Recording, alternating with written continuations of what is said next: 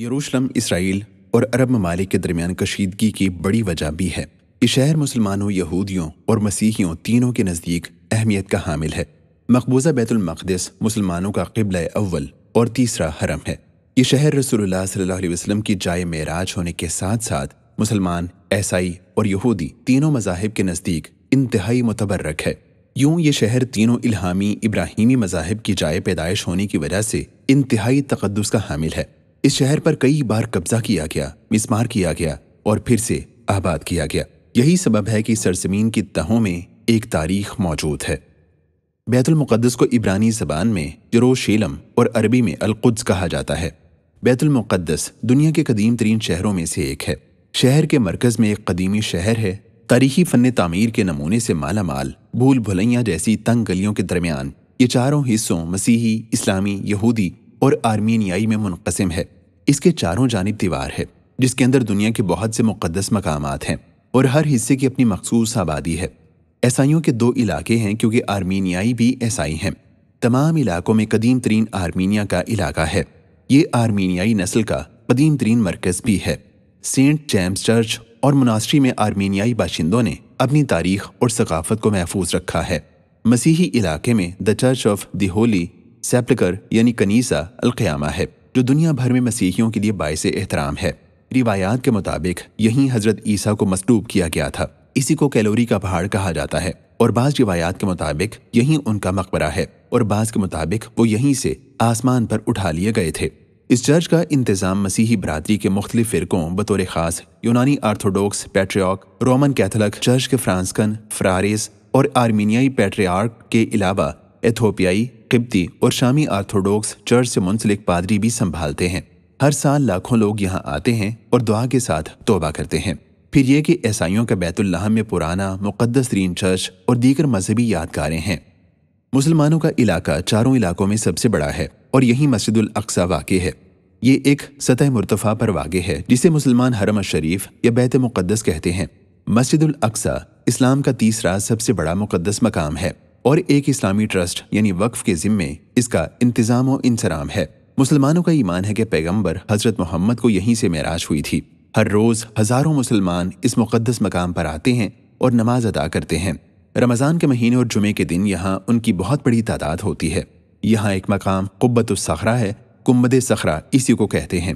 یہودیوں اور مسیحیوں کے لیے یہ ڈوم آف راک ہے۔ مسلمانوں کا عقیدہ ہے کہ پیغمبر اسلام حضرت محمد صلی اللہ علیہ وسلم سفر معراج پر یہیں سے تشریف لے کر گئے تھے۔ اسی مقام پر مسجد اقصی واقع ہے۔